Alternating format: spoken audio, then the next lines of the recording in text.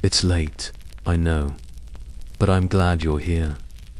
Tonight, we're taking a strange and slightly uncomfortable trip not into the legends of Vikings, but into the flesh and blood misery of living like one. No dragons, no slow-motion battle scenes, just frostbite, gut wounds, and trying to wash your face in a bucket someone just vomited into.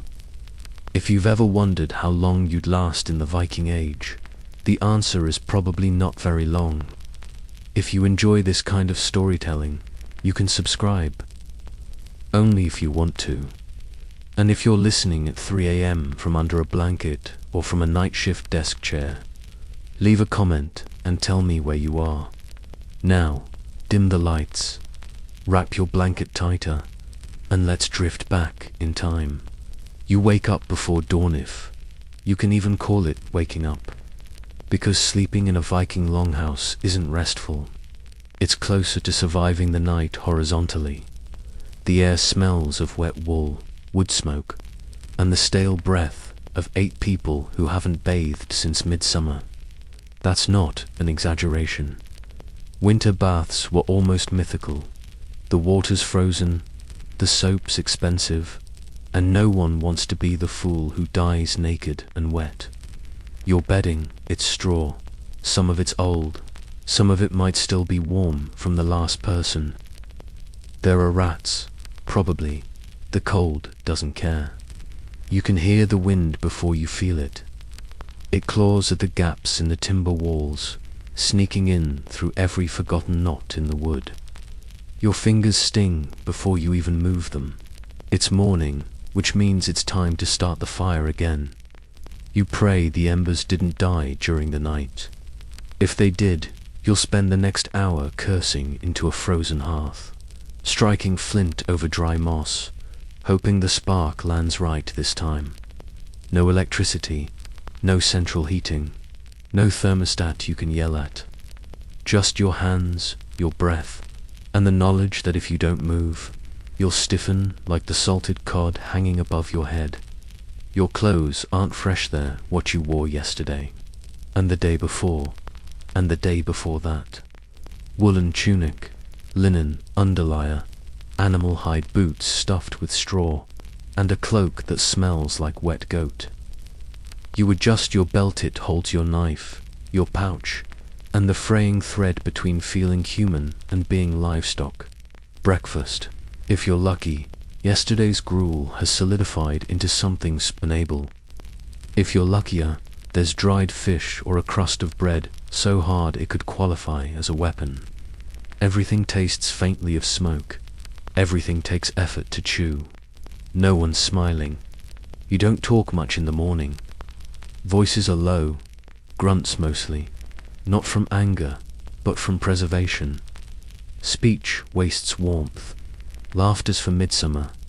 And all this is the easy part, because soon you'll step outside. And that's when the cold starts to feel personal. The door is a wooden slab, swollen with frost, wedged into place with more habit than hinges. When you push it open, it groans like an old man's knees. The world outside is white and grey and bitter. There is no silence like winter silence in the far north.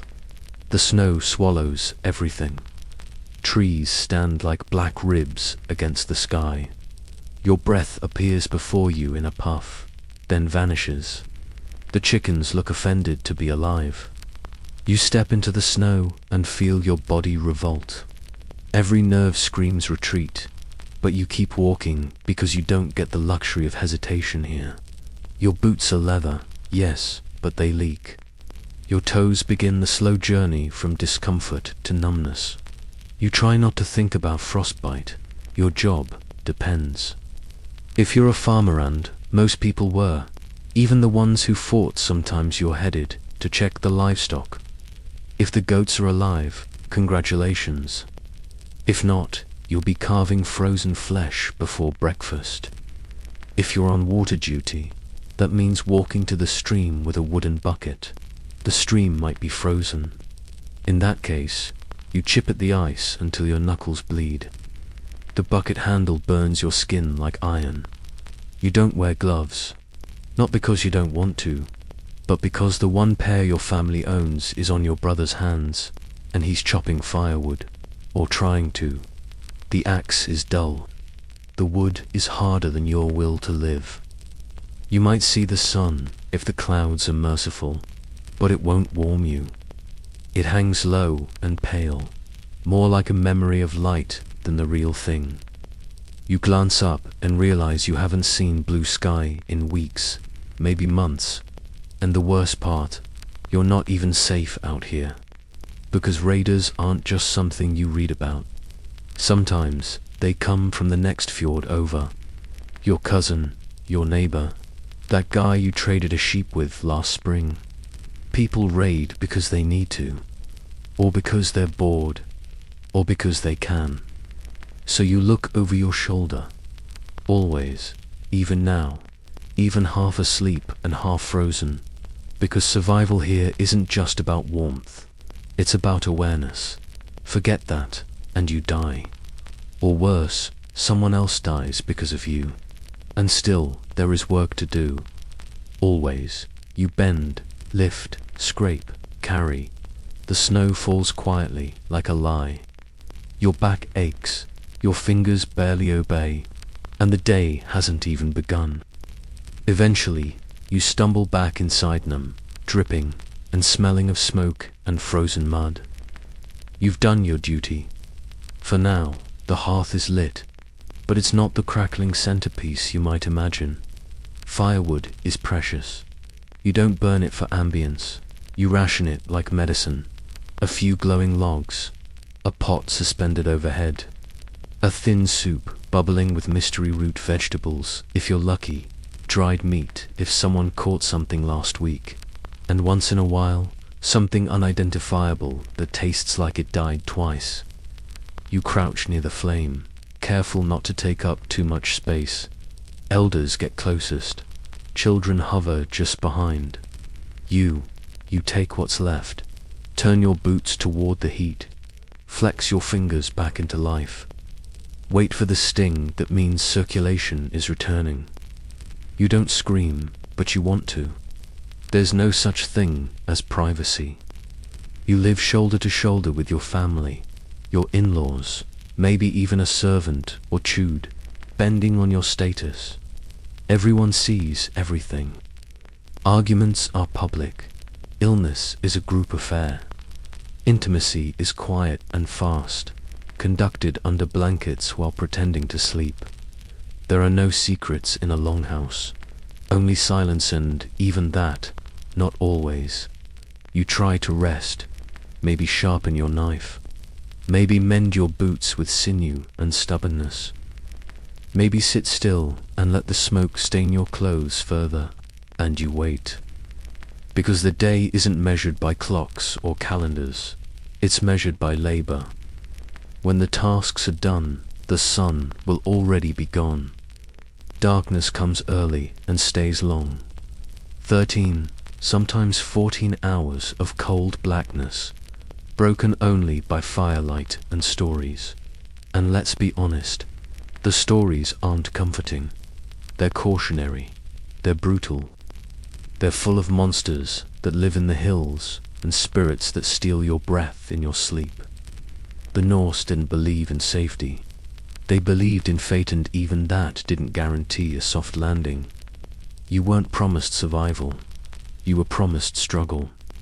Honor, maybe, but that's not the same thing. And still, there is a strange kind of comfort in the closeness, in knowing every breath around you, in the simple fact that if the world ends tonight, you won't face it alone. The fire pops. Someone coughs. A pot lid rattles. The wind groans against the walls again. Outside, the snow begins to fall harder. And inside, you try to forget that your day has only just begun. There's a strange intimacy in filth. Modern minds recoil from its speak of unclean like it's a moral failing. But in the Viking age, dirt is just part of the skin. Beneath every fingernail lives the memory of blood, soot, fish, scales, and soil. It's not romantic. It's not savage. It's just the truth. Hands are tools, and they're used until they break. Calluses crack, cuts fester, joints throb from cold and repetition. You chew on sinew while fixing a harness. You rub animal fat into your palms because you can't afford to let them split. Infection doesn't care how strong you are. Hygiene, that's a relative concept. Saturday baths were a custom, yes Logadaga, or bath day. But that's once a week, and only if the water wasn't frozen. And only if you had the luxury of being idle long enough to heat it. Your teeth hurt, probably from grit in the bread. Flour is ground with stone bits, of which grind down your molars over time.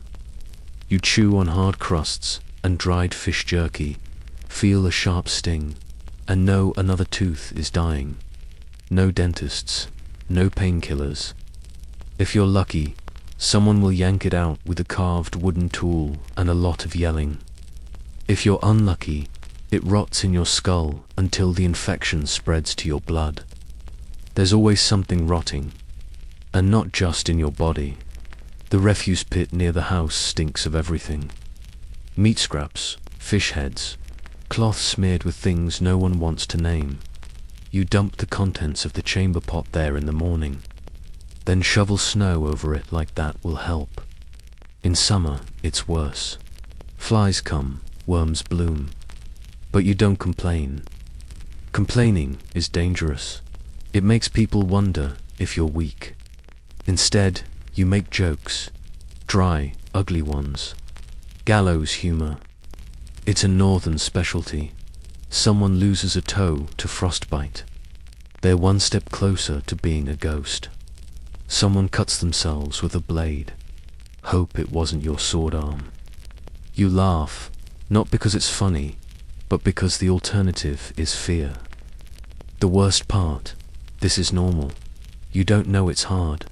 You don't call it the Viking age. You call it life. You don't imagine central heating or daily showers or pain-free dentistry. You imagine not freezing to death this month. You imagine surviving childbirth. You imagine 1 year without a bad harvest. You imagine enough, but comfort. Comfort isn't part of the design. You live like the land hard, cold, and carved by wind, and the nails on your fingers are black with it. When night falls in the north, it does so completely. There's no glow on the horizon, no distant traffic hum, no neon seeping through cracks in the wall. Just dark, deep, thick, ancestral dark. A silence so whole it feels like weight pressing on your chest. The fire burns low. You sit around it with your people, your kin, your mistakes, the person you secretly loathe but rely on anyway. No one leaves. Not now. The cold outside is no longer poetic. It's predatory. And still, you don't sleep. Not properly. Not all at once. Not like we do now, under duvets and locked doors. Sleep comes in fragments. Shallow rest, interrupted by coughing, nightmares, animal sounds, and the wind clawing at the thatch above. People stir constantly, shift, mumble, snore. Someone always needs to use the bucket. Someone always dreams too loudly. If you're lucky, you lie close to someone warm. If not, you press your own limbs together and pray for dreams. Not good ones, just ones without death. Outside, things move. Wolves, men, spirits, maybe. Depends on what you believe. Your grandmother said the dead walk on certain nights. Your uncle swears he saw a drogor once, dragging itself out of the sea. You believe him because you want to. Because it's easier than believing in the randomness of death. Inside, someone hums an old song under their breath. Not for entertainment, for protection. Words remembered from a time before time, meant to keep the monsters out tore in. You close your eyes, try to rest. Your hip bone aches from the hard floor. A splinter presses into your shoulder. Something bites your ankle, probably a flea. You shift, you shiver, you listen, and maybe you sleep. But even that feels like surrender. Because in this world, unconsciousness is never just rest. It's a risk. You could wake to fire, to screaming, to your name being called in panic. Or you could not wake at all. There are worse things than nightmares, and you know that, because you've lived some of them. The wind moans against the timber again, and someone near the fire mutters a prayer, not to be safe, just to be spared. For now, you've heard it before, how the Vikings were fierce warriors, masters of the sea, ruthless in their raids. Maybe you imagined them training in fields, sparring with wooden swords, shouting battle cries into the fjord wind like actors in a war film. But that's not how it works. You don't train, you survive. And if you're lucky, your survival teaches you how to fight. Most of your practice comes from real things. Hunting, chopping, hauling, lifting. The axe you use to split firewood is the same shape as the one you'd use to split a skull. The bow you use to bring down deer would work just fine on a man's ribs. There are no padded mats, no choreographed duels, only pain and the memory of it. You remember what happened to Torstenhow. He rushed in too quickly, blade up, teeth bared like an animal. He slipped in the mud, took a spear in the gut, died crying for his mother with his intestines in his hands. No one calls him brave, they just call him dead. Your shield isn't a pristine circle painted with artful runes. It's wood, heavy, sometimes waterlogged. If you're poor, you might not even have one. Maybe you carry a cooking pot lid or a door ripped from a house you raided last spring. The point is to survive, not to look heroic. Armor, rare, expensive. Most wear leather, wool, and faith. Helmets are for the wealthy. Horns, a fantasy. No one adds extra handles for enemies to grab. You don't want to be noticed. You want to be missed by blades, by arrows, by fate. A fight isn't fair. It isn't noble. It's screaming and slipping and hacking and praying. It's mud in your mouth and blood on your sleeves. It's trying not to watch your friend die, because if you do, you'll freeze. And freezing gets you killed. You might vomit. You might sob. You might swing so wildly your arm gives out. You might run. And if you do, you might live. That's not shameful. It's strategic. Because in a Viking battle, there are no winners, only survivors. You might take a village, steal some silver, burn a house, but then what? You go home with scars, with new enemies, with the knowledge that next time they'll come for you. And the people you killed, they didn't volunteer. They weren't warriors. Sometimes they were children. Sometimes they were versions of you, just trying to live. You don't talk about that part afterward. You drink. You pretend to boast. You hold your wounded side and say it was worth it. But in your quiet moments, you remember the look in their eyes. And you know that death doesn't care which side you were on. It just counts. You don't forget it. No matter how many stories you've heard, no matter how much you've told yourself that you're ready when it happens, the moment you kill someone for the first time, something inside you changes. Not like a revelation, more like a tearing. It's fast, quieter than you expect. There's no orchestra behind you, no dramatic slow motion, just weight, noise, and the awful, wet resistance of human flesh giving way. You don't even realize what you've done until after. You're in a rush of movement, shouting, mud, a blur of color and metalland. Then suddenly your axe is buried in something warm, and that something falls backward. You're left holding a handle slick with blood, looking down at a boy who isn't breathing. You don't know his name. You never will. He didn't have a beard. His blade was small. He looked scared before you hit him. Maybe he still does, in that stunned moment before death fully arrives. And now he's dead. Because of you, you don't cheer.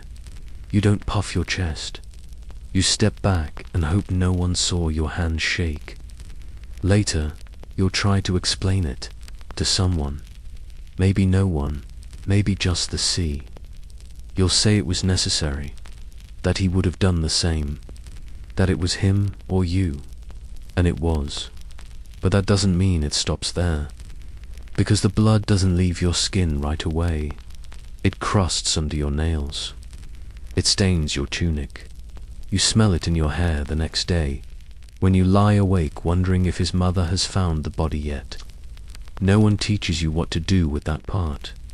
There's no ritual, no priest, just ale and laughter that sounds too loud, and a silence in your own chest that spreads like frostbite. You watch the others, older men who have killed before, who've stopped counting. They're hardened, sure, but not unaffected. There's a hollowness behind their eyes when the fire burns low and the others are asleep. A vacancy where something used to be. You wonder if that's your future. If every kill erodes another piece. If enough blood can finally drown the guilt. Or if it just piles up, year after year, until you dream of it even when you're awake. You remember the boy's face. Not because you want to, because you can't help it. He had freckles. One tooth was missing. You remind yourself, he would have killed you, but he didn't. You did. And that's the part you carry, after battle, after blood, after loss and noise and shaking hands. You eat. Not because you're hungry. You're not really. The adrenaline has numbed your gut. The stink of death still clings to your nostrils. But food is what comes next. So you chew, you swallow, you pretend. The meal is whatever could be found or carried. Dried fish, cold porridge, maybe fermented shark if you're near the coast. A delicacy, they say. Though delicacy is just a polite way to describe something that smells like ammonia and tastes like an apology. You hold your breath while chewing. You don't want to offend anyone. Everyone pretends they like it. It's tradition. You nod and smile through gritted teeth. Gag quietly. The bread is dense and hard-baked with barley and bits of chaff and gravel from poorly milled flour. You bite carefully. A cracked tooth here can mean infection. A cracked tooth can kill you. You drink ale because the water isn't safe. It never is. Even when melted from clean snow, it mixes with the filth on your hands, with the rot that soaks the world. So you drink what's fermented.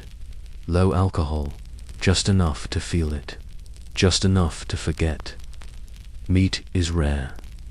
You don't waste livestock unless it's sick or it's a festival. So when it shows up some salted goat, a bit of sausage you savor it slowly, like a prayer you don't quite believe in. There are no forks. You eat with your hands, or with a dull knife. Everyone shares from the same pot. If you get there late, you take what's left. If there's nothing left, you wait for morning and hope the chickens survived the cold. Sometimes, someone sings while eating. A slow, droning chant. Not joyful, not mournful, just rhythm. Something ancient that helps the food go down. No one talks about the dead. Not yet. It's too soon. Their blood might still be under your nails. So you chew and you nod. And you pass the bowl along. Gratitude isn't loud here. It's not thank you. It's not grace before meals. It's finishing your food without complaint. It's saving the bones for broth. It's not asking for more when you know there isn't any. It's not dying when you don't have to. So you eat your fish. You wipe your mouth. You sit in silence as someone sharpens their blade again, and you pray you don't vomit, because it's fermented shark tonight, and you're grateful. There is no such thing as safety in the Viking Age, but there is loyalty. Not the kind sung about in sagas, with heroic sacrifices and bonds sealed in fire. No, real loyalty is quieter. It's built from necessity, from hardship, from the slow realization that the man next to you is the only thing standing between you and a blade in the dark. Brotherhood is born in the cold, in the shared silence after battle, in the look someone gives you when your hands won't stop shaking, and they say nothing but stay close. You don't choose your brothers, not always. Sometimes it's your cousin. Sometimes it's the man who used to steal your bread when you were both 12. Now he watches your back when you sleep. And you'd kill for him, because you've killed with him. You bury the same dead. You know which of you snores, which limps, which has nightmares. You know who lies to their wife, who cries when they're drunk, who once screamed a name in their sleep and hasn't spoken of it since. And still you stand together, because no one else will. There's an intimacy in survival. You learn to read each other's silences. A twitch of the jaw means fear. A grip too tight on the axe means anger. A pause before speaking means grief. You stop asking questions. You just sit beside them, offer food, polish your blade, hum a song. And when the time comes, you fight as one. Not because you're noble, but because dying alone is worse than dying. Your bond is a shield, fragile, blood-stained, but real. And yet, there's always the possibility that one day one of you won't return, that the brother you relied on will vanish into smoke and screaming. And when that happens, no one knows what to say.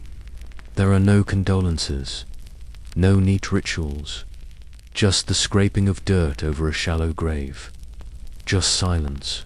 And the next night, you sharpen your axe again, eat your fish, pretend you didn't hear his name whispered in someone's sleep. Because if you break, if you fall apart, no one will carry you. Brotherhood here is a contract between broken men and an uncaring world.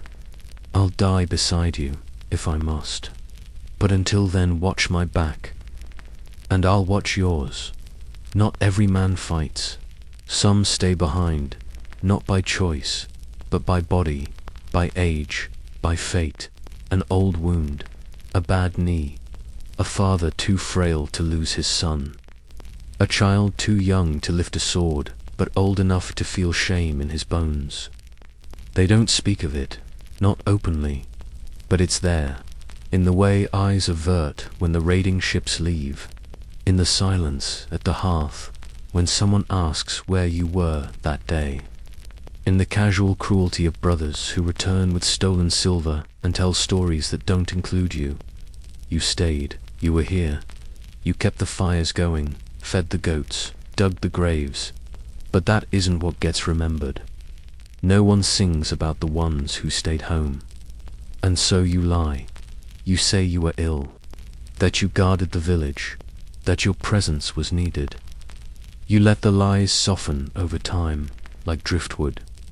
Eventually, you almost believe them. But some nights, in the cold between moon and morning, it gnaws at you. The knowledge that your hands are clean, that your knife is sharp but unused, that while others killed and bled and lost, you counted sheep and stirred pots and tried not to flinch at every knock at the door. There's a different kind of violence in waiting. You sit by the fire and imagine the worst. You picture your brother dead. You picture him alive and changed. You imagine the moment he comes home and looks at you, and you both pretend nothing is different, but it is. He has seen death, touched it, become it, and you have only watched from a distance. When they return, they are thinner, harder. Their laughter is meaner or gone. They smell of salt and fire and someone else's blood. You welcome them, hug them, offer them food. They eat without thanking you. You don't blame them, you envy them, not for the killing, but for the knowing. Because in the Viking Age, knowledge is earned in blood and smoke.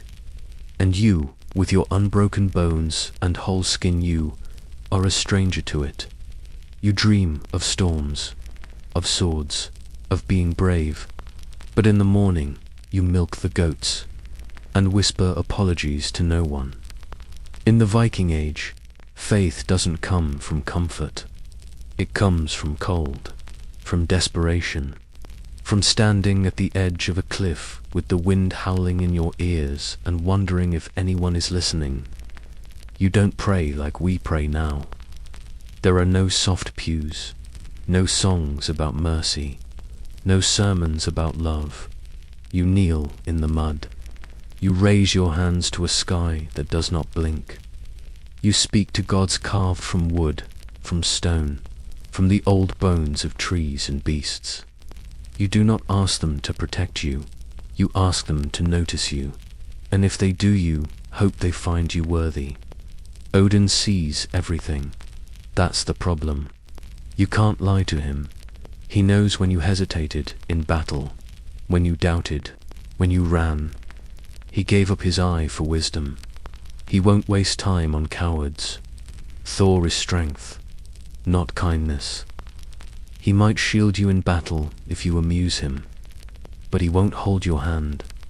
He'll throw lightning and laugh if you die well. Crying is not a language he understands. Freya might listen, but her price is always steep. She gets half the dead, you know. Not Odin, Freya, the forgotten goddess of war and love and mourning.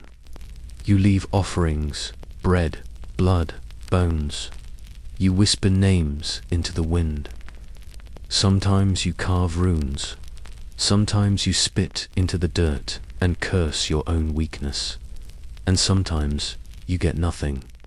No sign, no omen, just more cold, more silence, more of the same long, hard days.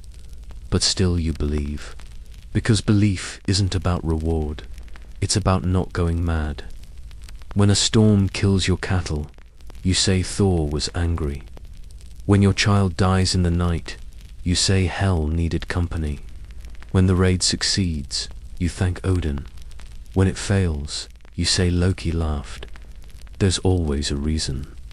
Because if there's not, if it's all just chaos and chance, then what's the point of surviving? You don't want paradise. You want meaning. You want your suffering to count for something. So you live with pain, with hunger, with grief. And you pray, not for comfort, not for peace, but for a death that matters. Every village has one, or pretends not to.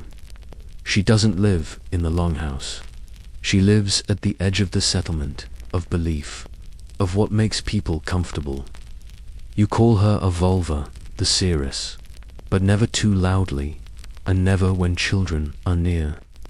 She walks with a staff wrapped in cloth, bones tied to the top. No one knows where she got it. No one asks. Her eyes are not blind, but they look past you, like she's watching something behind your shoulder, something coming. You don't like being near her. No one does. But when the weather turns strange, or someone dreams of blood, someone is sent to her. Not you, if you can help it, but someone. And what she says is never direct, never easy. She speaks in riddles, in fragments. A ship of bones, a wolf with 3 eyes. Your brother stands in 2 shadows. No one knows what it means until it's too late. Then, suddenly, everyone remembers. Everyone nods. She said it. They whisper. She knew. She doesn't ask for silver. She asks for silence, for listening, for a piece of your hair, for a drop of your blood, for the promise that you will do exactly as she says, even if it makes no sense. You obey because she doesn't serve the gods. Not exactly, she walks between them. Some say she dreams in runes, that she hears voices when she sleeps, that birds come to her windows with secrets, that when the mist is heavy, you can see her talking to someone you can't see. She's not young, but she's not old. Her age is irrelevant. She is a vessel, not a woman, and if she has sorrow, she carries it like a cloak. When she blesses a newborn, people relax. When she frowns at a pregnant woman, people cry. When she refuses to speak, you prepare for mourning. You don't call what she does magic. Magic is for stories. This is older, colder, closer to the dirt. You remember once, when you were a child, she looked straight at you and said, "Not yet." You haven't forgotten. You don't know what she meant. You're afraid to ask. But you know, deep down, that she wasn't wrong. Not yet. You don't look up often. Not because you don't want to, but because what's up there reminds you of what you'll never reach. The sky in the Viking world is not a place of comfort. It's a battlefield. A realm of gods and monsters. The home of thunder, of omens, of judgment that comes not with lightning, but with the silence that follows it. When you do look upon those rare, bitterly clear nights, it's impossible not to feel small. The stars scatter across the sky like bones flung by some vast hand. The northern lights dance in silent violence, green and red streaks twisting like the last breaths of warriors taken too soon.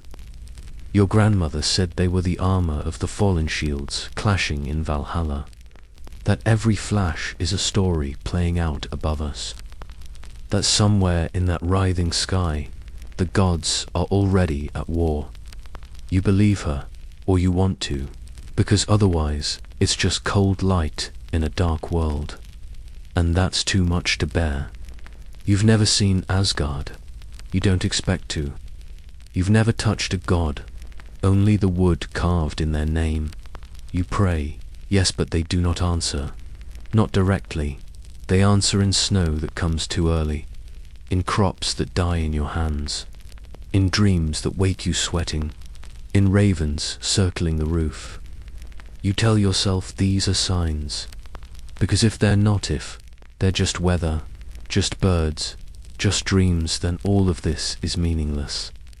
The cold, the hunger, the killing, the grief. You need to believe it leads somewhere. That when your chest finally stills and your blood seeps into the earth, something will rise to meet you. Maybe Odin, maybe the Valkyries, maybe nothing at all. But you don't speak of that last possibility. Doubt is a quiet blasphemy, one you carry alone, like a cracked rib, always aching, never obvious. So you keep your eyes down, you chop wood, you mend your boots, you sharpen your knife. But sometimes, when no one is watching, you tilt your head upward and wonder if anyone up there still remembers your name. You've heard the word. Hell, not hell like the one shouted in pulpits centuries later, not fire and brimstone. Hell in the Viking world is colder, quieter, more like forgetting. It's where you go if you don't die in battle. If you die old, sick, asleep. If your death isn't glorious. If it doesn't feed the story, then you go to hell. No horns, no pitchforks, just stillness. A long walk downward. The dead arrive through a gate. A dog waits there. A monstrous hound, half dead itself. Some say it has blood on its chest. Others say its breath is frost. Its name is Garma, or maybe it has no name. That part doesn't matter. Hell is ruled by Hel, a goddess with half a face of beauty and half a skull, daughter of Loki, sister to the wolf and the serpent. She doesn't speak much. She doesn't have to. Her domain is a place of shadows, not torment, not peace. just absence. You wander there. Maybe you see your ancestors. Maybe you don't. Maybe you forget what you were waiting for. People pretend not to fear it.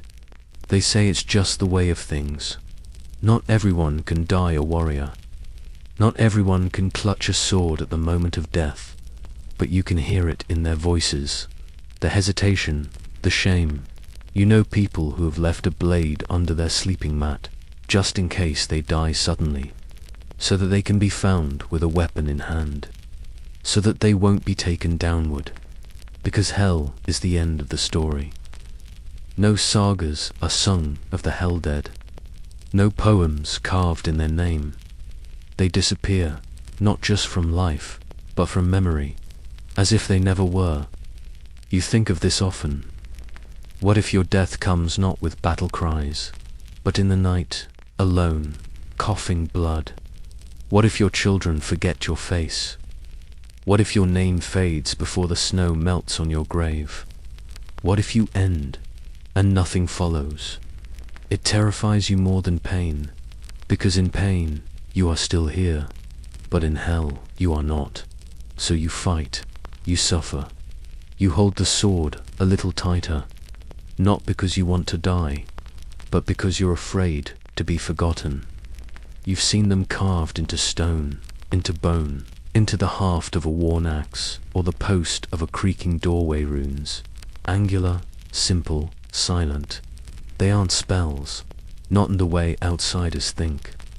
They're not wands waved in the air or whispered incantations that part the sea. They're older than that.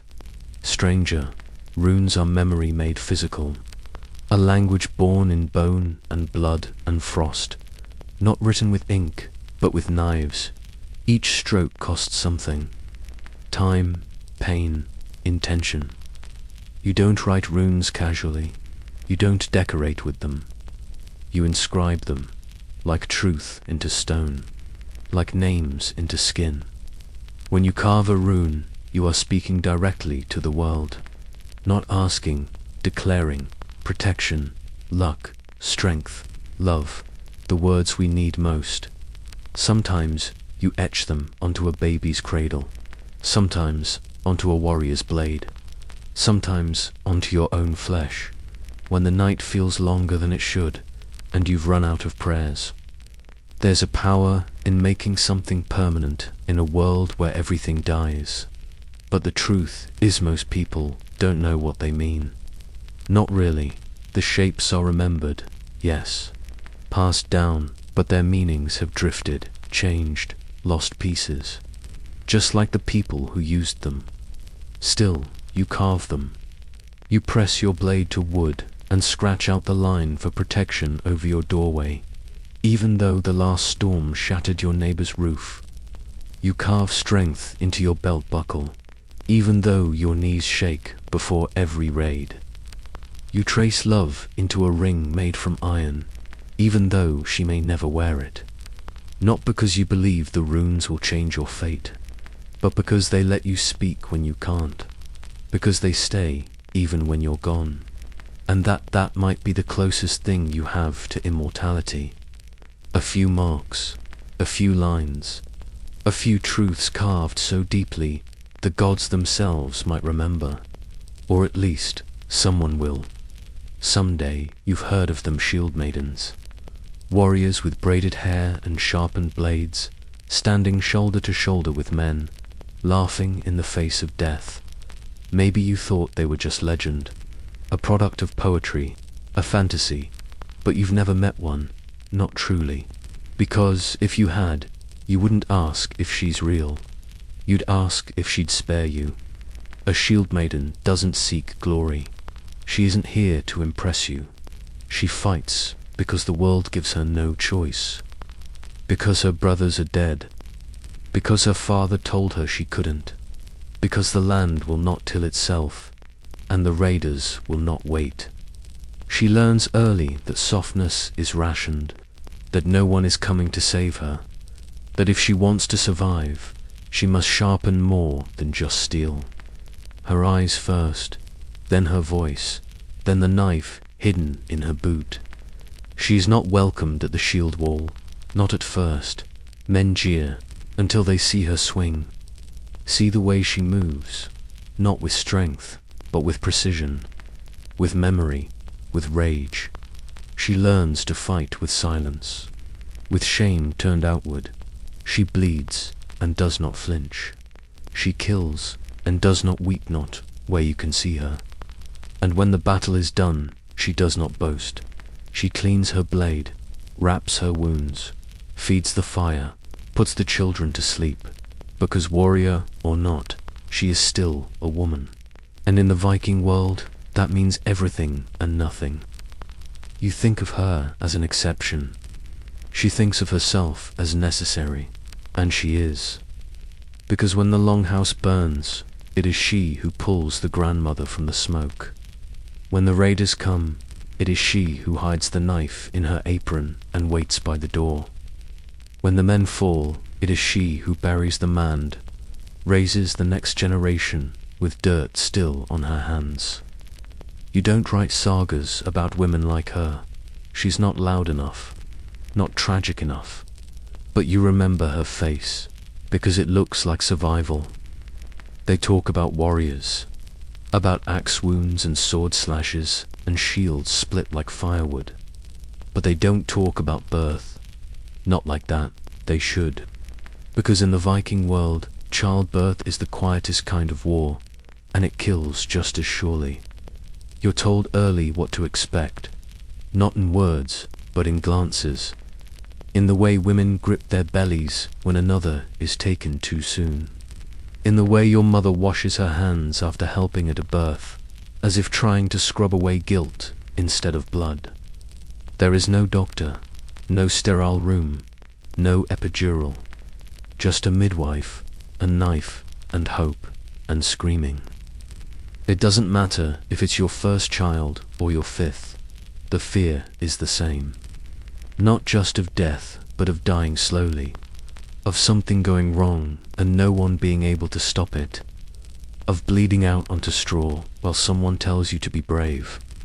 They do not always say goodbye. That's the worst part. You never know which birth will be the last, and if you survive, that's not the end. That's the beginning of exhaustion, of pain that doesn't leave, of breasts cracked and raw, of a child who may still die tomorrow, or tonight, or right now. You don't sleep, you barely eat. Your body forgets how to be yours, and still you rise. You boil water, you mend cloaks, you grind barley with one arm while holding a baby in the other. You bury one child and sing to the next. You do not scream anymore. There's no time. The men tell stories of blood and glory, but your blood is quieter, more constant, more intimate. It comes each month. It marks you as dangerous, sacred, unclean. You are kept apart when you bleed, watched when you don't. And when you grow round with life, you carry not just a child, but the knowledge that you may not see them grow. Still, you do it, because if you don't, the world ends. You are the battlefield, the hearth, the memory of the dead, the shape of the future. You do not ask to be honored. You ask to survive, and even that is never guaranteed. Not every woman swings a blade. Some wield something harder, patience. She isn't in the sagas. She doesn't die gloriously on a battlefield or catch the eye of gods. She's not praised in the songs sung around fires, but she's the reason those fires don't go out. She is the wife who waits. When her husband leaves for a raid, she doesn't cry, at least not where anyone can see. She ties her hair, knots her belt, and starts counting the days not in numbers, but in tasks, feeding livestock, mending sails, watching the horizon like it owes her something. She runs the homestead, not poetically, practically. She knows the weight of rope and grain. She knows how to barter with a man who thinks she's weak. She knows how to fix a roof, bury a sheep, discipline a son. She hears rumors before anyone else. The blacksmith's wife says the raiders were seen near Francia. The shepherd swears he saw a red sail on the horizon. She tucks the stories away like knives in her apron. Every morning she wakes to an absence, his absence, and she fills it, not with tears, but with motion, with grit, with endurance. If he returns, he'll find the home intact, the children fed, the debts managed, the animals alive. He'll never think to ask what that cost. If he doesn't return, she still wakes up, still splits the wood, still tells the children stories that make them believe he's coming back, even if she knows otherwise. You think waiting is passive. You've never watched a woman stir stew and hide fear in her mouth. You've never watched her read a letter she can't understand, just looking at the shapes, the lines, trying to see if they spell his name or his death. You've never seen the moment she chooses not to cribby because the child in her lap is watching. She is not soft. She is not silent. She is the rhythm that keeps the world spinning when the world forgets she's holding it. You don't wear black. There's no mourning veil, no procession, no flowers. When your husband dies, whether in a raid, from fever, or just from the cold, you do what you've always done. You continue. You bury him if the body returns. If it doesn't, you bury the memory. Either way, the ground swallows him, and the children still need breakfast. You're a widow now, which means people watch you. Some with pity, some with interest, some with suspicion, as if loss has made you dangerous. And in a way, it has. You no longer belong to anyone, not in the way you used to. You are not a wife, not exactly a mother, not a maiden. You are an anomaly, a woman with no one to answer to but herself. You are free, and it terrifies them, because you know things now. You know how quickly love becomes silence, how fast the strong fall, how often the gods ignore prayers. You've seen the worst, lived through it, survived it, and that gives you a kind of power that no blade can rival. You begin to laugh differently, not loudly, not cruelly, just freely. Soft chuckles at the absurdity of it all, at the way men still try to explain things to you, at the way people still ask if you're managing, as if you haven't always managed. You start to speak more plainly. You don't flatter. You don't soften the truth. You say what others think but won't admit, and they listen even if they pretend not to. Some fear you, some envy you, some come to you late at night asking for herbs, for advice, for comfort. You give them what you can, not because you owe them, but because it's what you do. You heal, you host, you help, and when the room is quiet again, you sit by the fire with your hands in your lap and your mind far away. You remember his voice, you remember his laugh. You let the memory wash over you like a wave that no longer drowns. And then you begin again, because that's what widows do. They don't speak much, not because they have nothing to say, but because they're still learning when to say it. The daughters of the Viking age grow up watching everything, listening, absorbing. They learn not from books, but from silences, from the angle of a mother's shoulders when she's worried, from the way voices drop when someone dies, from the things not said in front of men.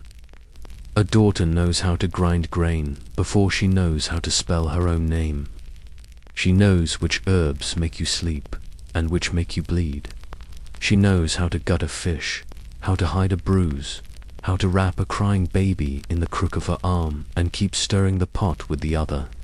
She learns young that the world is not gentle, that no one is coming to make it easier, that she will be asked to bear more than she believes she can quietly, gracefully, without complaint.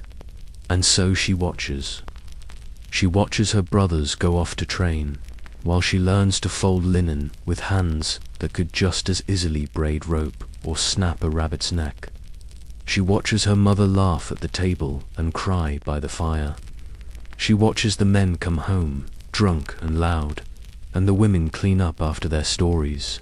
She watches what it means to be needed but never thanked, and slowly she learns the dance. When to speak, when to disappear, when to hold the line, when to cross it. You think she's obedient. She's not. She's studying every look, every rule, every weakness. And when the time comes when the house is burning, or the baby is screaming, or the knife must be drawn, she will not hesitate. She will not ask. She will not wait.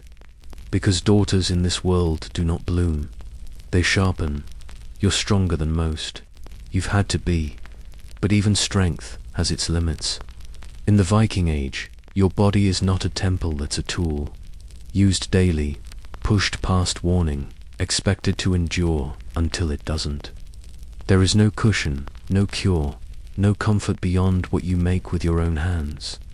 And eventually, it gives out. Maybe it starts with your knees. They ache when you squat to lift firewood. They crunch when you kneel too long. You ignore it. Everyone does. There's no language for pain that isn't screaming. Your back follows. Years of hauling nets, carrying barrels, dragging timber, it begins to curve, to lock, to bite when you twist. You walk stiffly, but pretend you don't. Your teeth fall apart. One by one, they loosen. You chew with the side that hurts less. You spit blood sometimes. If you're lucky, the pain dulls before the fever comes. Your hands, the very things that built this life, stiffen in the cold. They shake at night. They forget how to grip the way they used to. You used to throw an axe 20 feet. Now you drop spoons.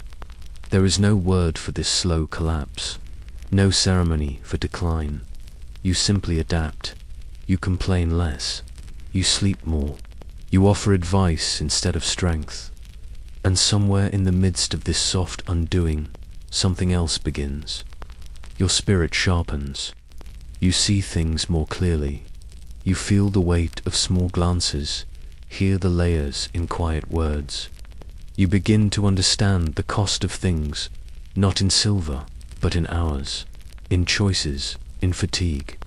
You become less afraid, not because you're braver, but because you're tired. Fear requires energy, hope, too, but wisdom.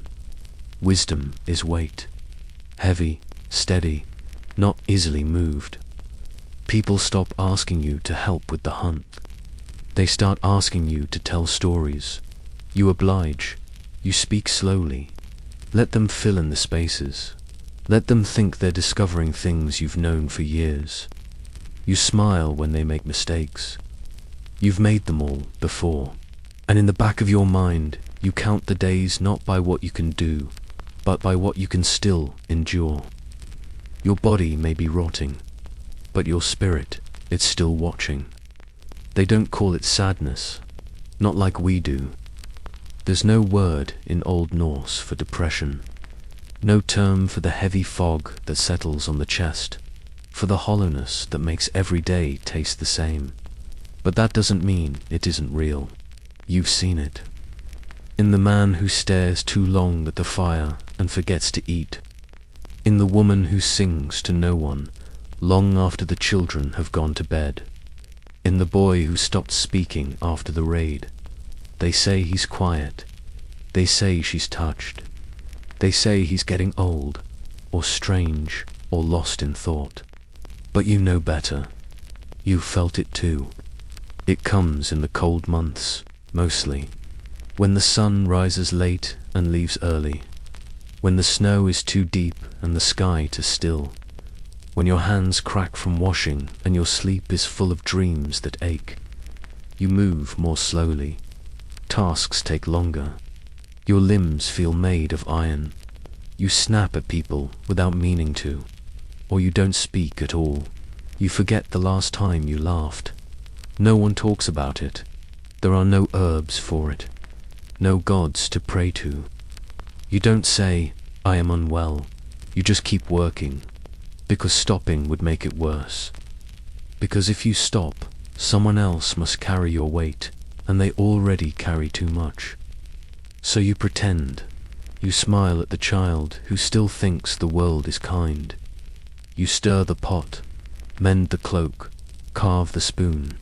You tell yourself this is just weather, just exhaustion, just another winter. But deep down, something inside you knows the truth. There is rot that doesn't show. And sometimes, surviving means carrying it with you, and learning how to walk anyway.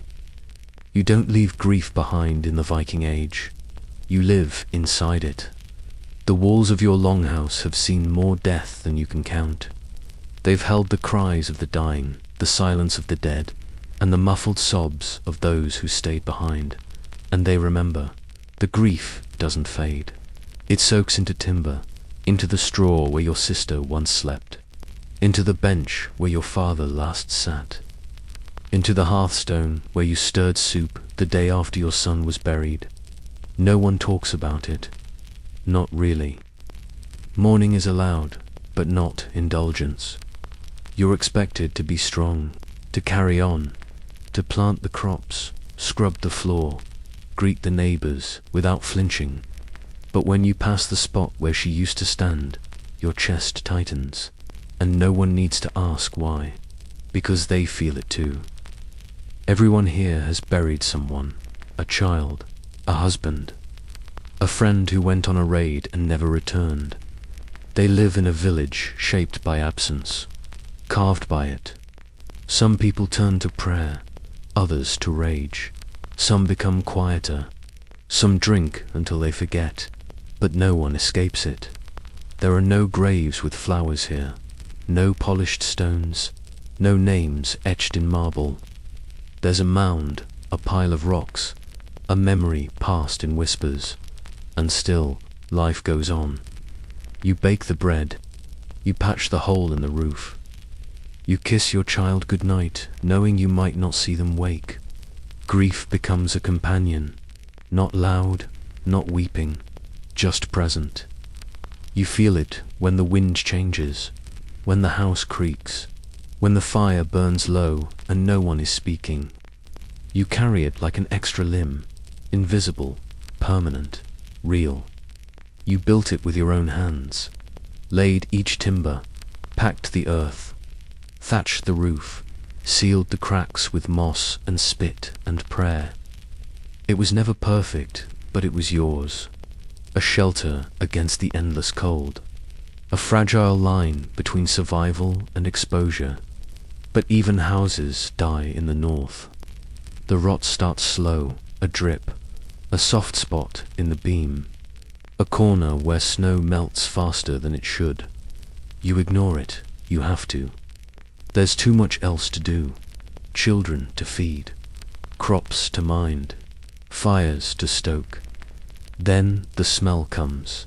Not strong, just damp, old. The kind of scent that settles into your clothes, your hair, your skin.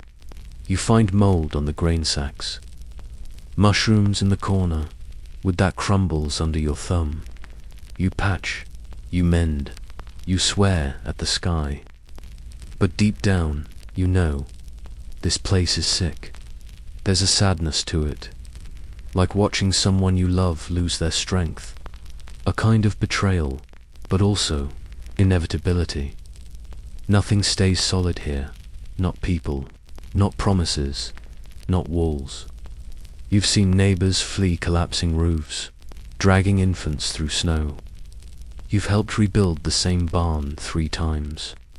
You've burned what couldn't be saved, even as it took years of memories with it. You learn to love conditionally, to understand that what shelters you today might bury you tomorrow.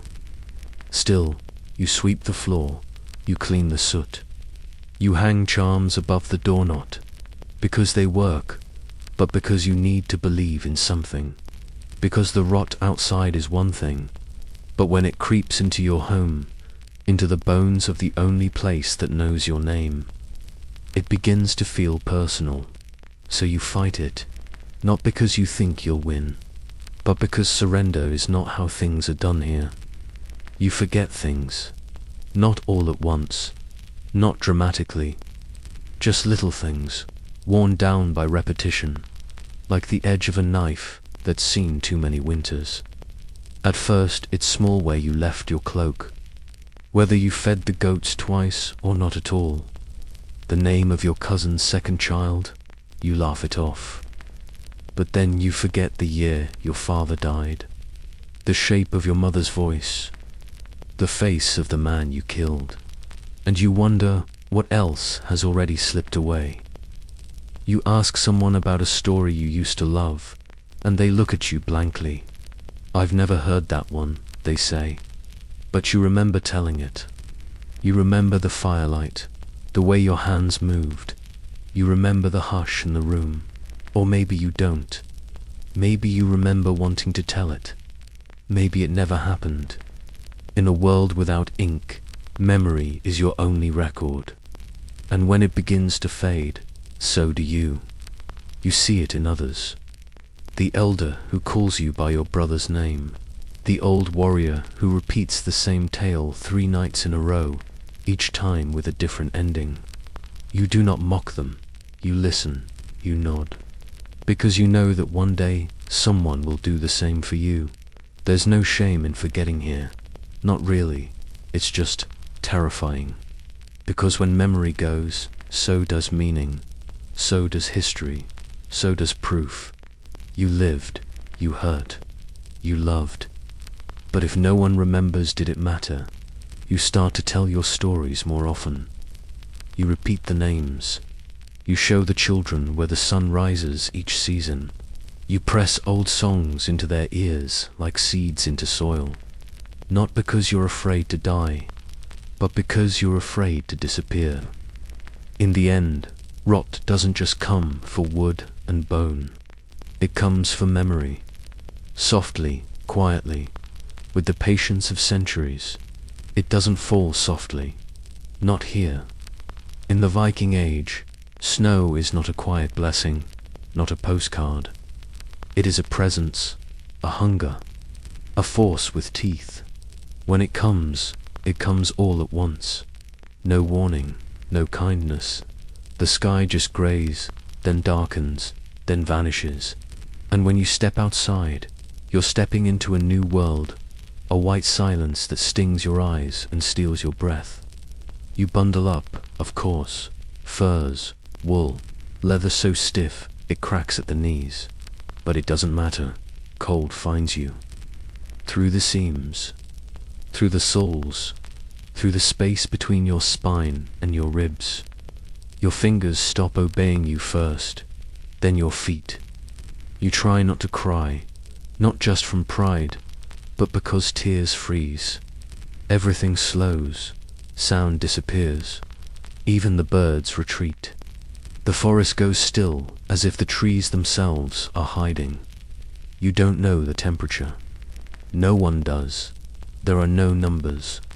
Only the knowledge that this is the kind of cold that kills goats in their sleep, that silences babies, that makes your breath sound like breaking glass. And still you must work. The animals need feeding. The path must be cleared. The roof might collapse under the weight.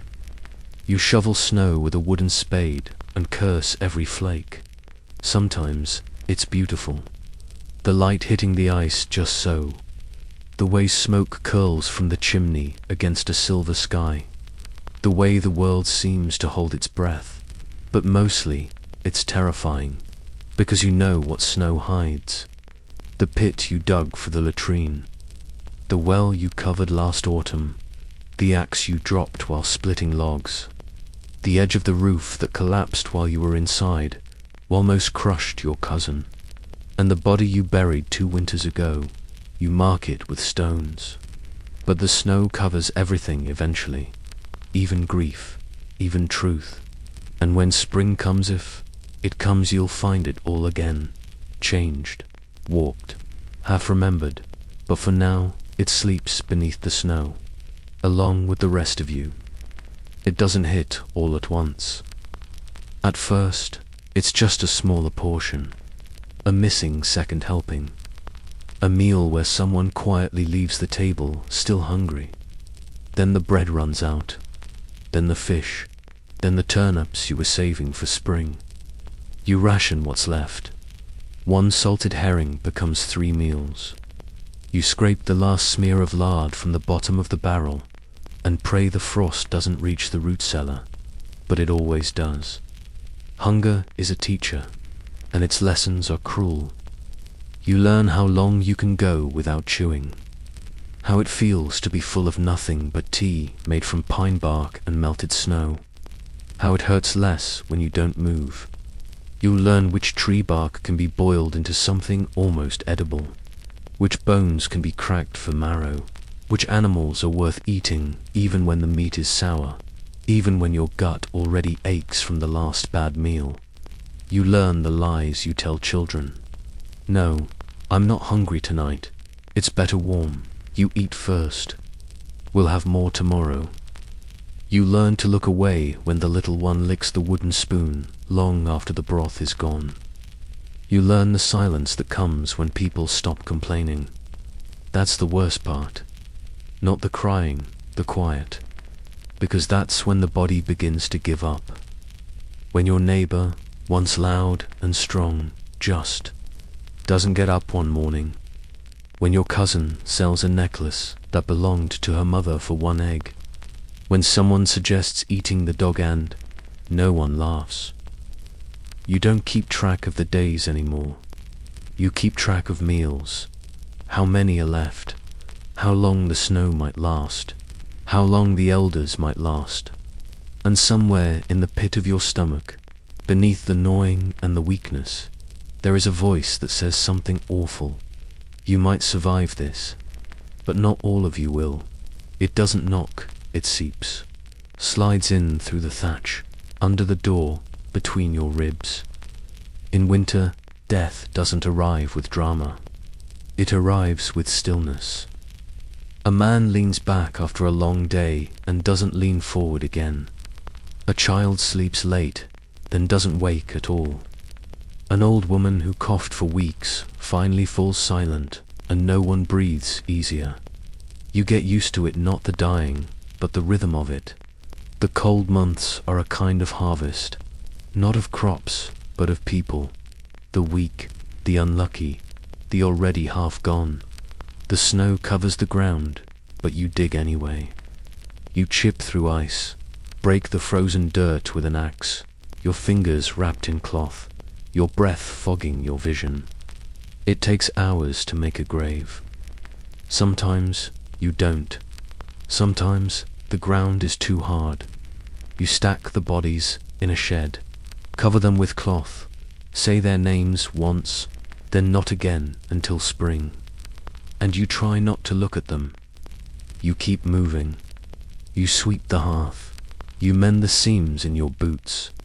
You ladle out the last of the broth and ignore the way your hands shake. Not because you're heartless, but because if you stop, you might break, and no one here can afford to break. You stop asking questions like why him or why now. You start asking who's next. You pray, if you pray at all, that it will be quick, that it won't be you, that when the time comes, your name won't be whispered behind closed doors, like a preemptive farewell. There are no funerals, just facts. He's gone, she's next. You're lucky for now, and still, you hope that spring will come, that someone will survive to tell your story, that the gods are listening, even if it's just to count. You think of fire as warmth, as safety, as something cozy, but in the Viking winter, fire is not comfort. It's survival, and survival has a cost. The hearth is the heart of the longhouse, not because it's central, but because everything else dies without it. You don't gather around it for pleasure. You gather because it's the only thing standing between you and death, by freezing. You wake before light to feed it. Blow on coals with lips that crack and bleed. Strike flint with numb hands. You guard every ember like a secret, because once it dies, everything around it begins to die, too. Wood is more precious than gold. You calculate every log burned, every stick gathered. You remember where trees were felled last year, how deep the snow is between here and the forest, how long you can last before the smoke grows thin. Sometimes you burn furniture, a broken stool, a cracked chest, the table leg that's been loose for years. You feed it to the flames without ceremony, without mourning. Sometimes you burn more than that. The old cart no one uses, a fence post, the last beam from the collapsed shed, and sometimes you burn what you shouldn't.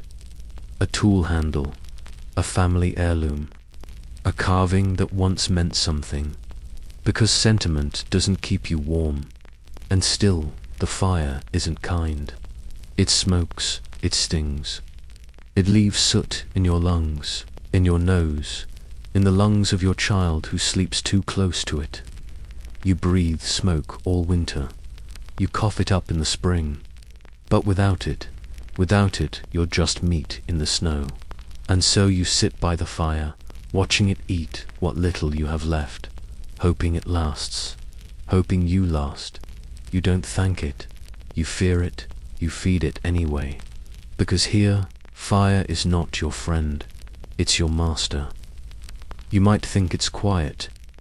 The snow softens every sound. Voices disappear into it. Footsteps vanish a few paces away. Even the animals go still. You might mistake this for peace, but it isn't. It's waiting. Winter's silence in the Viking Age is not the absence of noise, it's the presence of something deeper, something watching, listening, choosing. You hear your own breath, loud and ragged. You hear the fire crack, the walls settle, the wind hum low under the eaves like an old song you've forgotten. You hear your own thoughts too clearly. In summer, there are distractions, chores, talk, laughter sometimes, work so endless it drowns the mind. But winter strips it all away, and what's left? The sound of your joints grinding, the echo of a cough that hasn't stopped in 3 nights, the name you whispered last spring that still hasn't come home. You sit in it, with the weight of the ceiling pressing down, with the smell of wood smoke and old sweat curling round your head, with your hands in your lap, still like they've forgotten how to move. Sometimes the silence speaks, not in words, but in memory, in regret, in fear you thought you'd buried months ago, in dreams that feel too real.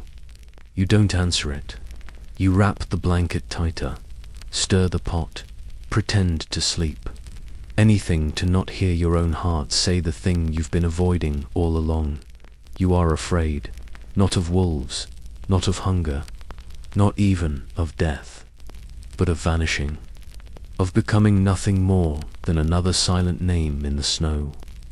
When the end comes, whether from a wound, a fever, or simply the slow forgetting of age, you will not take much with you.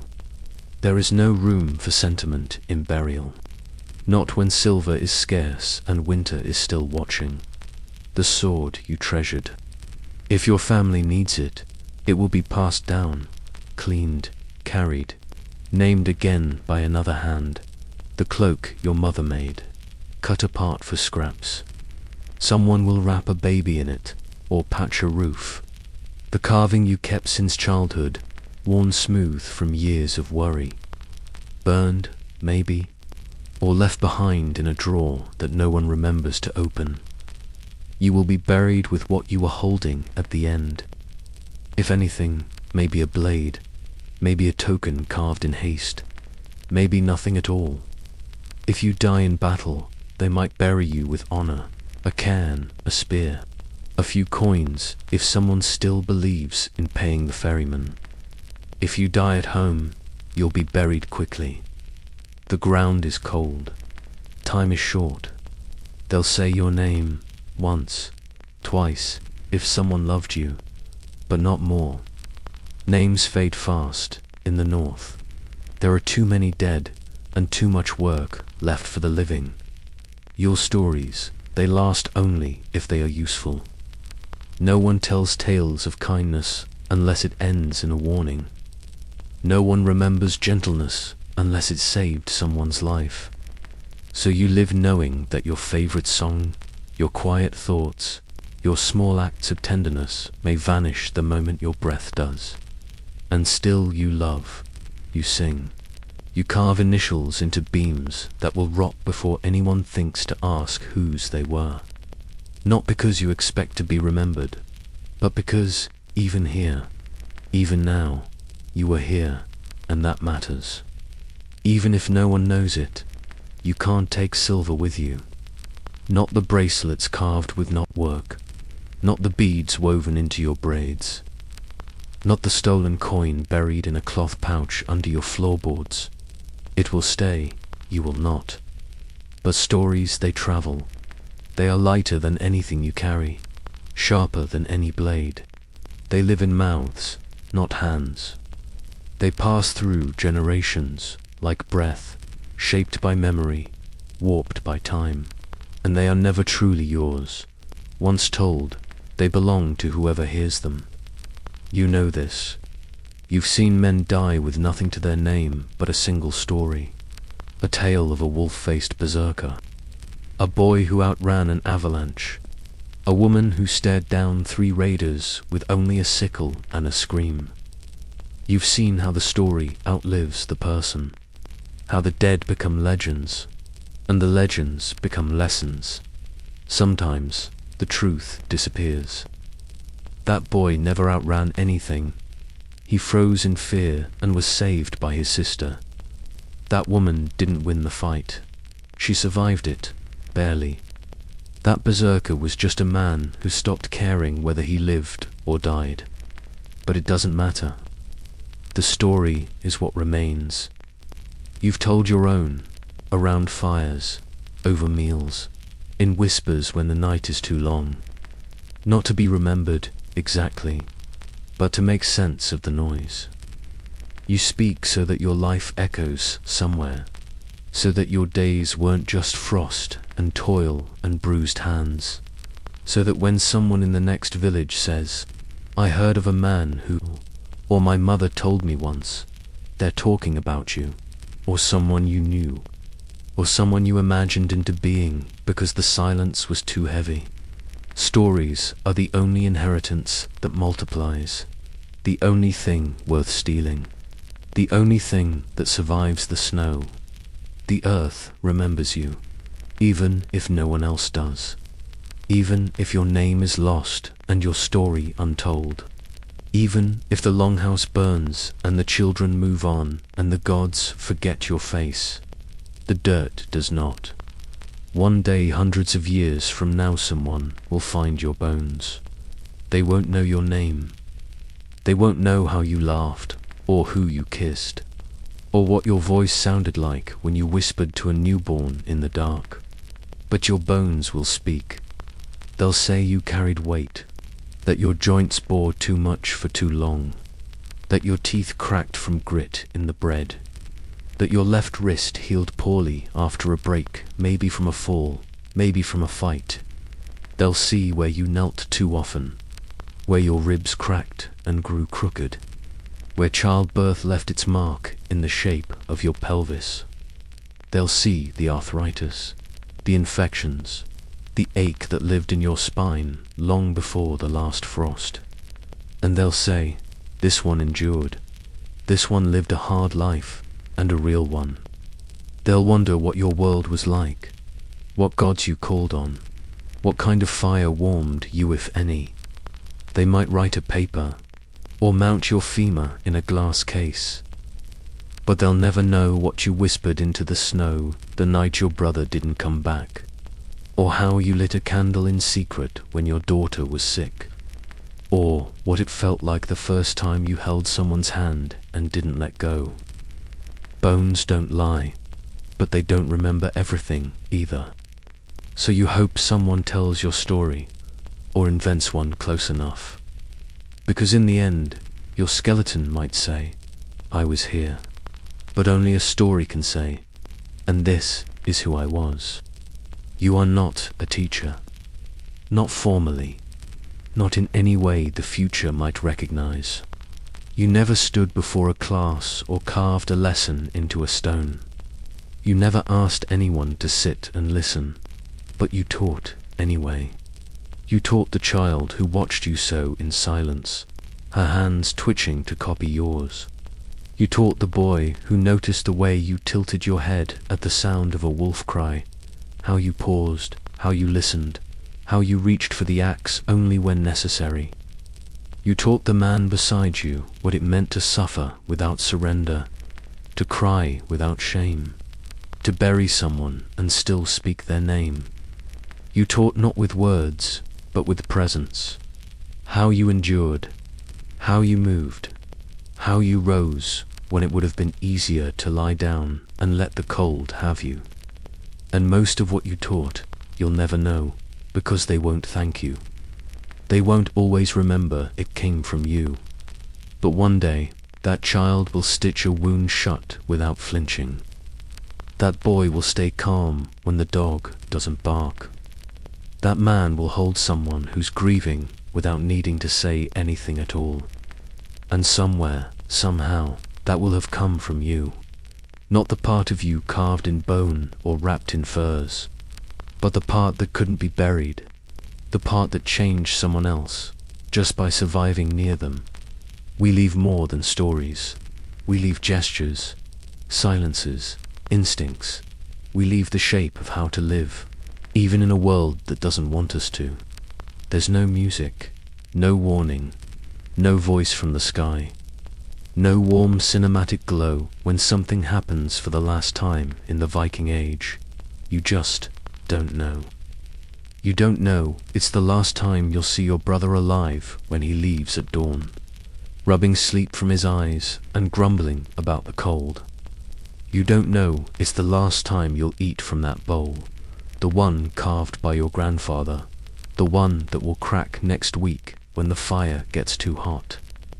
You don't know it's the last time your daughter will crawl into your lap without asking, or the last time you'll hear your mother laugh, or the last time the snow will fall gently instead of brutally. You live your life expecting repetition, and the world keeps taking. One breath, one step, one face at a time.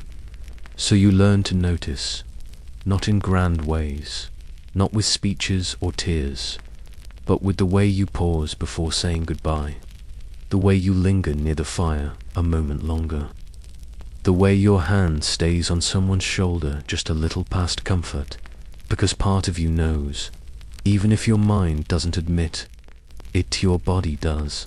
It stiffens, it remembers, it prepares. And when the last time finally reveals itself, long after it's past, you won't curse it. You'll just sit quietly and say, yes, that was it, and hope deep down that it was enough. You were told it was power, glory, freedom, the sea, a great serpent of blue and salt and foam, a path to fortune, to new lands, to gold and war and tales worthy of song. But the truth is simpler. The sea doesn't care about you. It takes what it wants. You don't set sail, you surrender. You lash together wood and rope and sailcloth, step aboard, and hand your life over to something that has never once blinked. You've seen it flat and endless, a mirror of the gods' indifference. You've seen it rear up like a mountain and fall down like a punishment. You've heard it groan under ice, hiss against the rocks, whisper through the rigging like a voice from somewhere older than thought. And still you go, because you have to, because the land isn't enough, the crops failed, the king's tax was too high, the neighbor with more sons took what should have been yours. Because home is only home until it isn't. So you pack dried fish, sour milk, ale, your blade, your doubts. You kiss no one goodbye, and then you go. The salt eats everything. Your hands, your hair, your sleep. Your skin grows rough. Your eyes sting. You throw up over the side and tell yourself it's just the first day. It isn't. You never stop. And when the sky turns black and the waves climb higher than the sail, you don't pray. You listen to the creak of timber, the moan of men, the wind that screams like it remembers every death ever swallowed by the deep. You hold the rope. You hold the line. You hold your breath.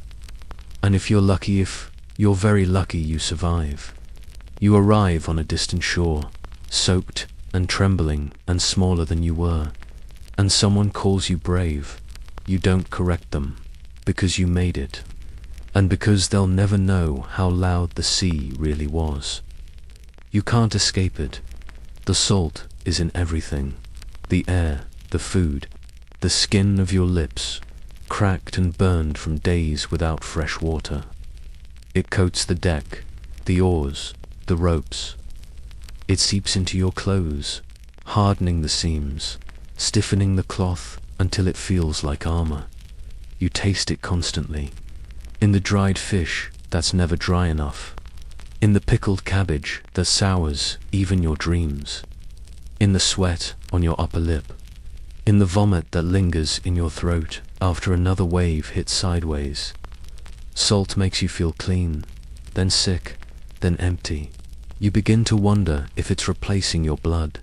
You sleep beside it, or try to, wrapped in damp wool that smells of mildew and fear. Your dreams are not dreams, but loops of sound and motion. The sea slapping the hull, the creak of the mast, the groan of men too tired to whisper. You bleed from your hands, blisters from the oars, cuts from the rigging, splinters from the boards. You rub salt into the wounds just by moving. The pain is constant, familiar. You stop noticing. You smell of it, like meat about to turn, like the moment before rot. You haven't bathed since you left shore, and even if you could, the water would not be clean. It would be salt. You are salt. When someone dies when they slip or fall or simply fail to wake you, wrap them in cloth, if you can spare it, and tip them into the sea.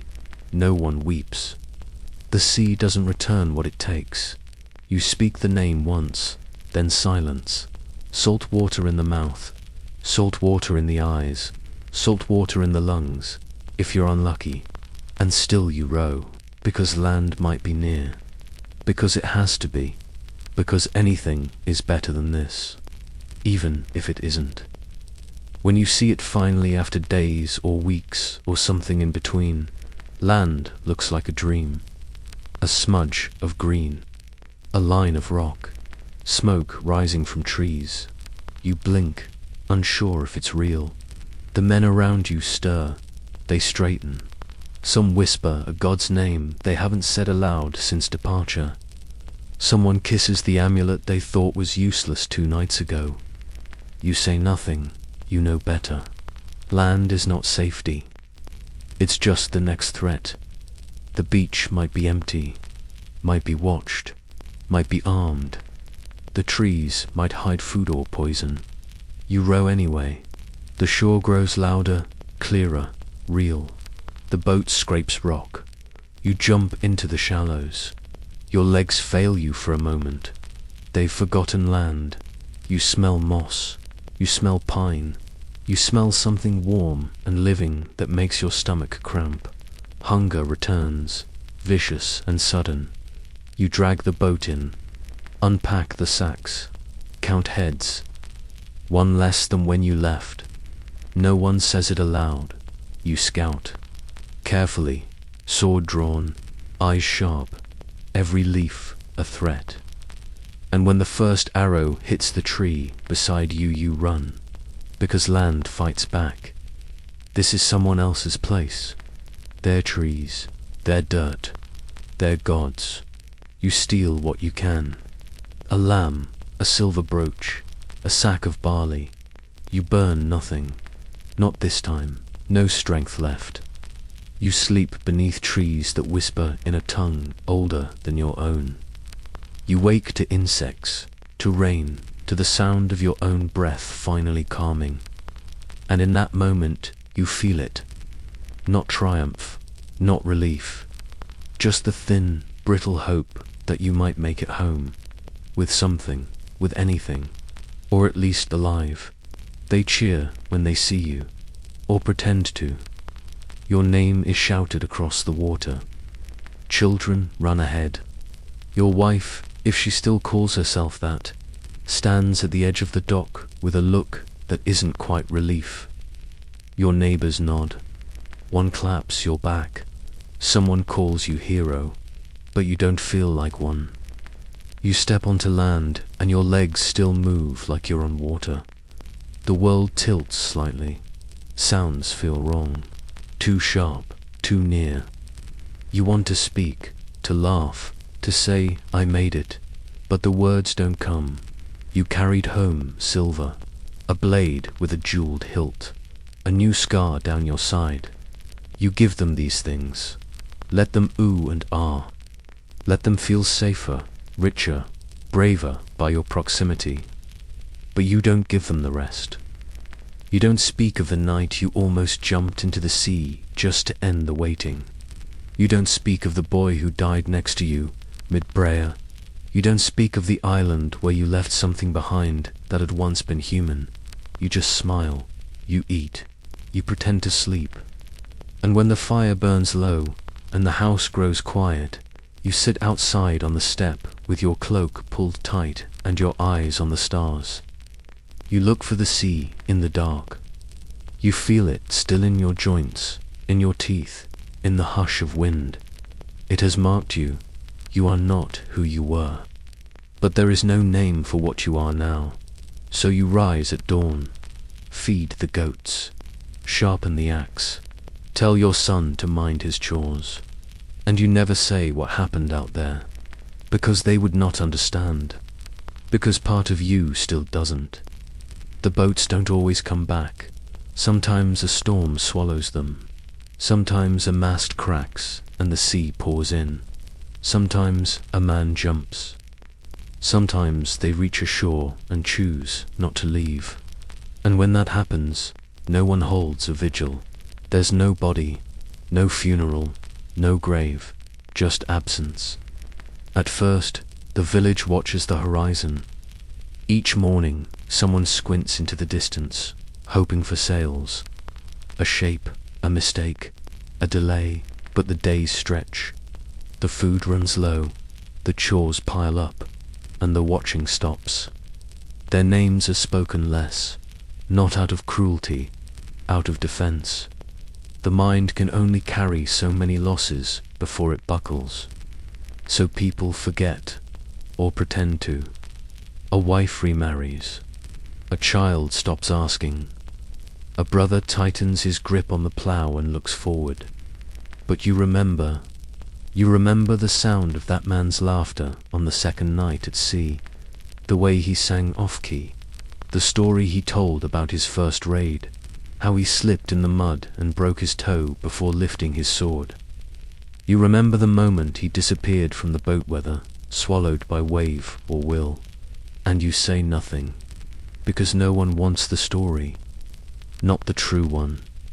They want legends, they want endings, they want the comfort of belief, so you let the missing be myths. You say, he must have died with honor, even if he died alone, afraid, and far from home. Even if he simply didn't want to come back. And deep down, you wonder if it had been you, would they do the same? You do not grow old gracefully in the Viking age. You grow old the way cliffs crumble quietly, painfully, and with pieces of yourself breaking off in storms. There is no retirement, no rest, no rocking chair on a porch with a blanket across your knees. You work until you can't. Then you pretend you still can. Because slowing down is a kind of death. You start forgetting words. Not big ones, just little ones. Names of herbs, tools, the thing you used to call the wind when it came from the north. You know what you mean, but no one else does. Your joints swell. Your vision goes soft at the edges. Your hearing becomes selective, not out of will, but erosion. And the world keeps moving. The fire still needs tending. The goats still kick when milked. The snow still falls. The younger ones call you wise, but only when they want something. They ask for stories, but not the real ones. Only the ones with monsters and blood and simple endings. The truth that survival was luck and grief and compromise. They don't want that part, so you lie, a little, or stay quiet. You sit by the fire more often now, wrapped in the same wool cloak you've worn for years. You count your fingers when you wake up, as if expecting one to be gone. You speak less, but watch more, and you listen for names, your own mostly, in whispered conversations, at the edge of doors. He's still strong, someone says. But the way they say still is what tells you everything. You're not afraid to die. Not really. You've been flirting with death since your first winter. But you are afraid of being useless, of being left behind, of being the old one whose stories fade before the fire does. So you chop kindling with aching hands. You hum songs no one else remembers. You braid your hair with shaking fingers, even when no one's looking, because you are still here. And until you are not, you will not be forgotten. There was a time when they crowded around you, wide-eyed, hungry for stories, for wisdom, for any scrap of memory that sounded older than the trees. What was the worst storm you saw? Did you ever kill a man with your bare hands? Is it true you sailed to the place where the sun never sets? You answered them at first, with patience, with pride, with the careful pacing of someone who's learned that the truth always sounds better when told slowly. But now they ask less. Now they roll their eyes, or nod politely and walk away before you finish. You are still the same person. But they are not the same listeners. They've grown, or think they have. They've seen enough winters to believe that they, too, are old. They're not. You watch them brag, stumble, fail where you once failed. You want to help, to say I did the same thing, and here's how I survived it. But they don't want lessons. They want to believe they're discovering it all for the first time. So you stop offering, you say less, you watch more, and in the silence, something strange happens. You begin to talk to yourself, not aloud, but inwardly, as if the stories you once shared have curled back inside your chest, growing quieter with each retelling. You begin to wonder if the stories were ever meant for them, or if they were always just for you, a way to hold the past in place, to stitch meaning into days that otherwise would vanish into frost and smoke. You sit alone longer now, and sometimes, when no one's listening, you still speak, to the fire, to the wind, to the ghosts who remember the same things you do. Not because you expect to be heard, but because some stories aren't told to be passed down. Some are told to keep from disappearing. They don't leave, not really. You used to think the dead vanished, that once they were gone, they belonged only to the earth, or the gods, or the rot beneath the frost. But now you see them, not as ghosts, exactly, not as spirits moaning in the rafters, but as shadows, as pauses in conversation, as familiar smells that arrive with the wind. You light a fire and smell the same resin your father used. You mend a tunic and remember your sister's hands, quick and clumsy. You walk past the place where your friend once stood, And for a moment, just a breath, you think he's still there, and then he's not. You used to cry. You used to beg the gods for a sign. You used to mark the anniversaries with stones, with silence, with shared ale poured into the dirt. Now you simply nod. You carry them in your joints, in your voice, in the way you chop wood, or tie rope, or stir soup with a rhythm you didn't invent, but inherited. You forget their faces, sometimes. That's the cruel part. The memory goes soft at the edges. The exact sound of their laugh, the color of their eyes. You try to hold it tighter, and it slips through anyway. But something else remains. Not the details, the shape, the weight of who they were, the echo of them in your bones. And when you speak their names now, it's not a plea, it's a greeting. Still here, you whisper, and you imagine them nodding back. So are we.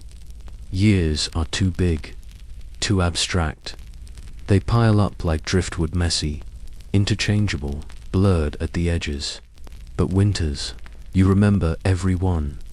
The winter the roof collapsed. The winter your brother didn't come back. The winter the stew was made from things no one wanted to name. Winters are honest.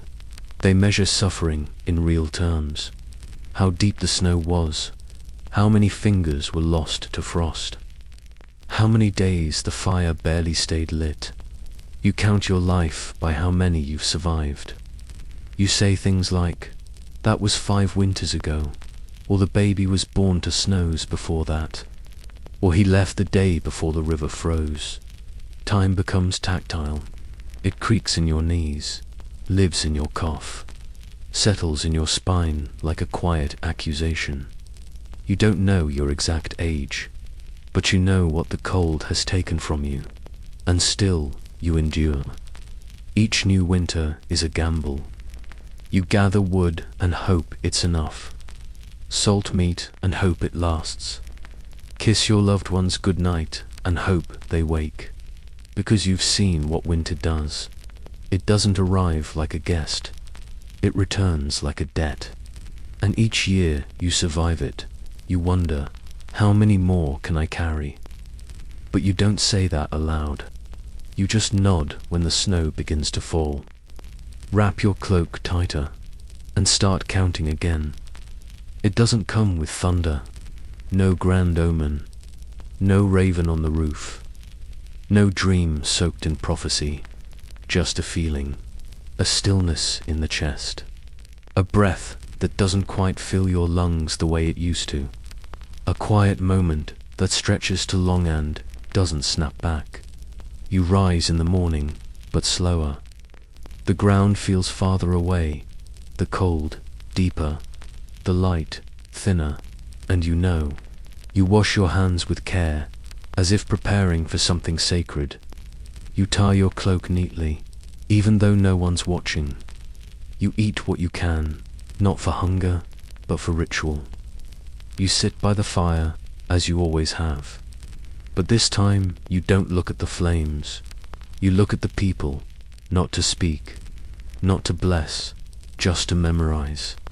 The shape of their faces, the sounds of their lives, the imperfections that will become sacred the moment they're gone.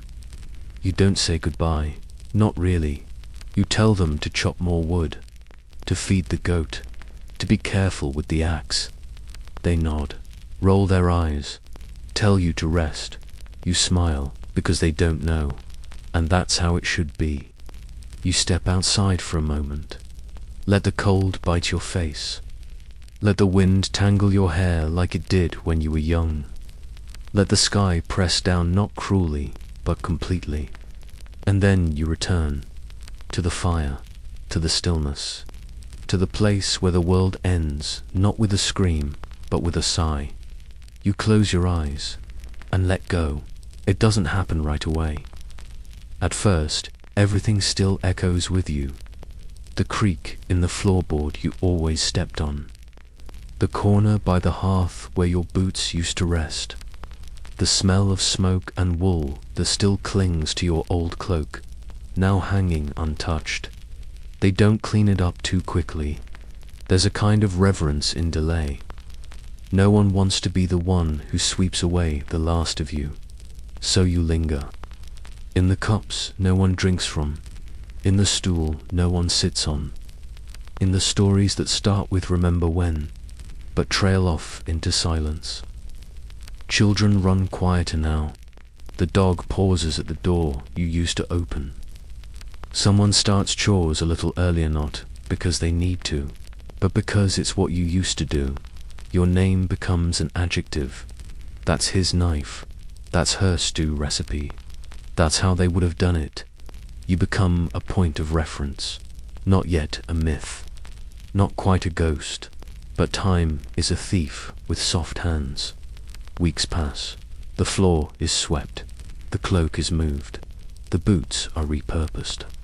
New footsteps replace yours. New laughter. New grief. The house forgets you, little by little. Not out of cruelty. Out of necessity. Because the living must live. You would have said the same.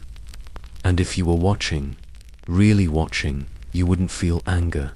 You'd feel gratitude. Because forgetting is a kind of healing. And you were lucky to be loved enough to be missed. Even for a little while. Language doesn't hold things the way we want it to. Over time, the edges of your name soften. The syllables slip. The vowels stretch, then shorten, then twist in the mouths of people who never met you. Children say it wrong. Strangers write it different. Some don't say it at all, and still it moves. Passed along like a stone in a pocket. Warm for a time, then forgotten. Then found again. Maybe someone carves it into wood, misspells it on purpose because they think it looks prettier that way. Maybe it becomes a name for a goat, or a nickname for a stubborn grandchild. Maybe it becomes legend. You, who once feared to be forgotten, become distorted instead. Not a person, a story, a suggestion of something strong, or strange, or lucky. No one remembers what made you laugh. No one recalls the smell of your skin after a rainstorm, or the way your voice cracked when you sang alone. But your name floats. In markets, in lullabies, in threats whispered to misbehaving children. And maybe that's enough, not to be remembered accurately, but to be remembered at all. Because in a world where everything rots, everything sinks, burns, fades, a name, even half remembered, even wrongly spoken, is a kind of survival. And some nights, when the wind shifts just so, someone might whisper it into the dark, not knowing who you were, only that you mattered. Once, the gods are busy. Always have been. They remember war, oaths, kings who die with their swords in hand and their eyes still open. They don't remember the woman who tended goats in silence for 40 winters, or the man who carved spoons for his grandchildren from driftwood, or the girl who sang to herself while weaving in the corner of a house. No one writes sagas about they don't remember the ordinary. But the land notices. It remembers where you planted that row of barley that grew tall even after the frost. It remembers the path you wore into the moss, walking the same trail every morning before sunrise. It remembers the calluses your hands left on the axe handle, the breath you gave to the fire that kept your family alive. It holds your footprints longer than you'd think, even after the boots are gone, even after the skin beneath them is dust. The tree outside your house bends a little where you used to tie your rope. The stream still echoes in the place you once sat to think, or cry, or simply be. You will not be sung to in Valhalla. You may not rise on wings of glory, but the wind will know your name. The soil will keep your warmth. The stones will remember your weight. And in a world made of forgetting, that is a quiet kind of immortality. You fought it for years, as a child, because the dark scared you. As a young one, because there was too much to do. As a parent, because someone always needed something. As an elder, because the silence after sundown brought memories that wouldn't sit still. You slept in snatches, rested only when your body demanded it, woke to aches, to smoke, to the cold nose of a dog or the louder ache of absence. But now it comes differently. Sleep comes without argument, not rushed, not grasped at, just welcome. Your body, worn from years of service, finally leans into it. Like a friend it has been avoiding for too long. There's no fear now, no urgency. The chores are done. The bread is baked. The stories have been told and told again, and half forgotten in all the right ways. You lay down not with resistance, but with relief. Not because life was perfect. It wasn't. But because it was full and sharp and true and sleep. Sleep is the kindness the world offers at the very end. It is not escape, it is reunion, with the parts of yourself you've left behind, with the people you've lost, with the dreams you didn't have time to dream. You close your eyes, not to flee the world, but to return to it, as it was, as it could have been, as it always might be. It will happen, slowly, and then all at once. Your name will fade from mouths. Your story will be told less and less. The house you lived in will lean, collapse, become a pile of softened wood and moss. No one will know the songs you hummed. No one will remember which way you liked to face when you slept. You will vanish, not in a blaze, but like mist leaving the field at sunrise. And still, if a child stumbles across your old path through the forest, if they pause, just for a second, and feel something, a quiet, a pull, a presence, let that be enough. You won't need candles or statues or verses carved in stone. You'll have lived. And if the world forgets you, let it. Let them rest. Let them dance. Let them sleep soundly in a home you once kept warm. Let them forget you, because forgetting means they are no longer afraid. Because the story doesn't need to be told for its echoes to soften the night. And in the hush between winter storms, in the space between one breath and the next, someone might sit by a fire, stare into the flames, and feel without knowing why that they are not alone. Not really, not ever. Thank you for watching, truly. Whether you drifted off hours ago, or stayed with me until this final breath of the story, I'm glad you were here. It's a rare thing to share time across silence, across centuries. If this helped you rest, or made you feel a little less alone in the dark, you can subscribe, only if you'd like, only if it feels right, and if you're still awake. I hope you carry something quiet from this with you. Something soft, something human. Until next time, friend, sleep well, and good night.